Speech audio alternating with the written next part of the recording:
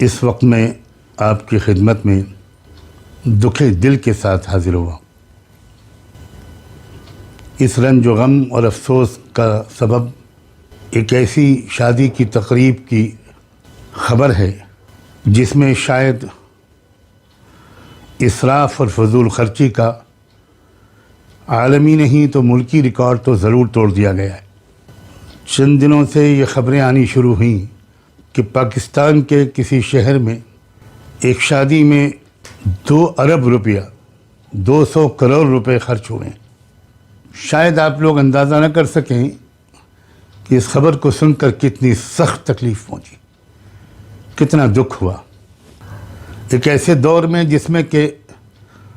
امت مسلمہ کی اکثریت غربت کی لکیر سے نیچے کی زندگی گزار رہی ہے،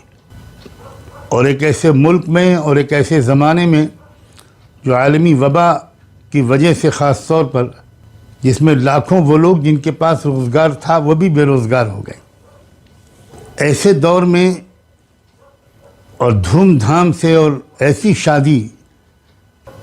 جس میں سونے کے ورق میں لپیٹ کر قسم قسم کی مٹھائیاں تقسیم کی گئیں، اور جو تصویریں اور تفصیلات آئی ہیں وہ ناقابل دید ہیں، ناقابل بیان ہیں، ناقابل برداشت ہیں۔ من رأى منکم منکرا، جو تم میں سے کوئی منکر دیکھے تو اس کو روکنے کی کوشش کرے۔ دور بیٹھا ہوا آپ کا یہ بھائی یہ کر سکتا تھا کہ خاموش رہے، لیکن مجھے نہیں لگا کہ مجھے خاموش رہنا چاہیے۔ وہاں کے حضرات اہل علم و درد ضرور اس پر اظہار خیال کر رہے ہوں گے، اور وہ مجھ سے زیادہ مؤثر بھی ہیں، لائق احترام بھی ہیں، اللہ کا قرب بھی ان کو نصیب ہے۔ میں اپنی حیثیت اور اوقات سے ناواقف نہیں ہوں، لیکن میں اپنے رب کے حضور معذرت پیش کرنے کے لیے یہ چند کلمات عرض کر رہا ہوں۔ اللہ تعالیٰ ان صاحب کو اور ان کے اہل خانہ کو دل سے معافی مانگنے کی بھی توفیق دے اور تلافی کی بھی توفیق دے۔ میں نے اپنے والد ماجد سے یہ جملہ بار بار سنا کہ جب تم شہنائیاں بجاتے ہوئے بارات لے کر جاتے ہو اور قمقموں والے شامیانوں میں یا ہال میں شاندار کھانے کھاتے ہو، ضیافتوں کے مزے لوٹتے ہو، تو یاد رکھنا کہ تم راستے میں ایسے کسی گھر کے سامنے سے بھی گزرتے ہوگے جس کے گھر میں رہنے والی غریب لڑکی شہنائیوں کی آواز، قمقموں کی روشنی سن کر تکیے میں منہ چھپا کر روتی ہوگی، کاش کہ میرا باپ بھی رکشہ چلانے والا نہ ہوتا، بوٹ پالش کرنے والا نہ ہوتا، کھیت میں فصل کے موقع پر مزدوری کر کے ہمارا پیٹ پالنے والا نہ ہوتا تو مجھے بھی کوئی بیاہ کر لے جاتا۔ وہ کہا کرتے تھے کہ یاد رکھنا اس غریب لڑکی کے آنسو کے نتیجے میں جو اللہ کی پھٹکار اور لعنت اس رشتے نکاح پر برسے گی، اسے ساری دنیا کے اولیاء اللہ بھی اگر تعویذ لکھنے کے لیے جمع ہو جائیں تب بھی اس بلا کو دور نہیں کر سکتے۔ کیوں یاد نہیں رہتا ہم کو اللہ کے رسول صلی اللہ علیہ وآلہ وسلم کا یہ ارشاد کہ اعظم النکاح برکتاً ایسرہ مؤونتاً، سب سے زیادہ برکت اس نکاح میں ہوتی ہے جس میں سب سے کم مشقت اور خرچ ہو۔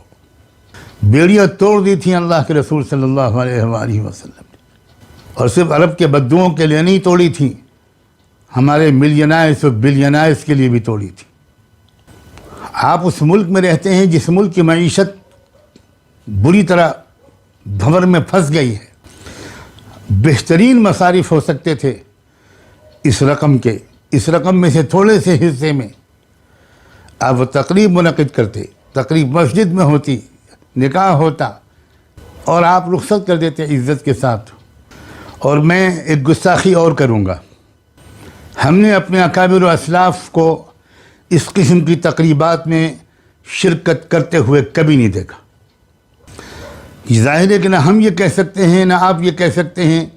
کہ دعوت و اصلاح کا جذبہ ہمارے دل میں ان سے زیادہ ہے۔ بئس الفقیر علی باب الامیر، ہم نے اپنے اکابر اسلاف کو اس ملک میں جو دیکھا، ہم نے شیخ الحدیث حضرت مولانا زکریا رحمۃ اللہ علیہ کو بھی قریب سے دیکھا اور 20 سال 30 سال دیکھا، حضرت جی مولانا انعام الحسن صاحب کو بھی دیکھا، حضرت مولانا عمر صاحب پالنپوری اور مولانا عبید اللہ بلیاوی کو بھی دیکھا، حضرت مولانا ابو الحسن علی ندوی اور حضرت مولانا محمد منظور نعمانی کو بھی دیکھا،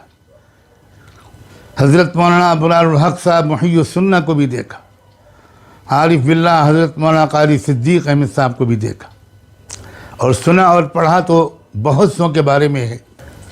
میں جانتا ہوں یہ بات کہ ہمارے علماء کے ذوق مختلف ہوتے ہیں، بعض حضرات اس سلسلے میں زیادہ متشدد ہوتے تھے، بعض حضرات تھوڑے سے نرم ہوتے تھے، مگر میں قسم کھا کے کہہ سکتا ہوں کہ اکابر میں سے کوئی بھی زندہ ہوتا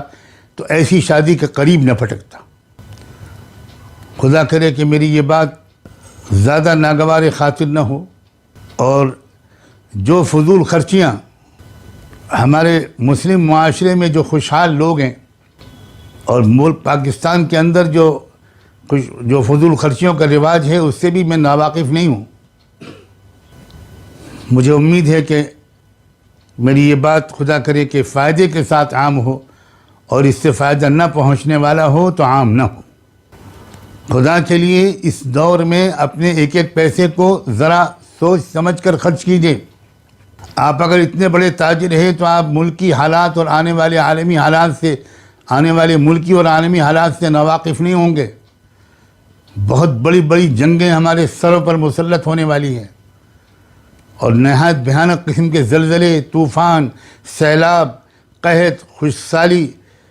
نہ جانے کیا کیا عالمی بازار کی کساد بازاری، کیا کیا ہونے والا ہے۔ کون پڑھا لکھا آدمی آنے والے دنوں کی مصیبتوں سے واقف نہیں ہے؟